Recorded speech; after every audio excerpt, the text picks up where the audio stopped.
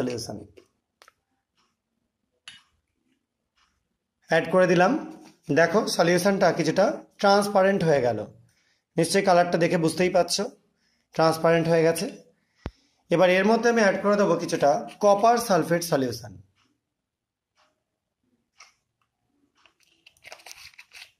দেখো সলিউশনটা যোগ করবার পর কপার সালফেটের যে প্রেসিপিটেটের মতো পড়লো, যেটা কিউপ্রিক হাইড্রক্সাইড, তার কিন্তু কালারটা আস্তে আস্তে দেখো চেঞ্জ করছে।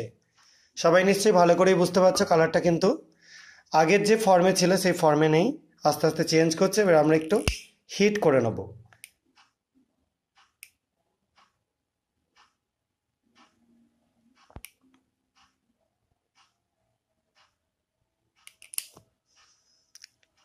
এবার একটা গ্লাস রড দিয়ে একটুখানি জাস্ট নাড়িয়ে নিচ্ছি। দেখো দেখতে পাচ্ছ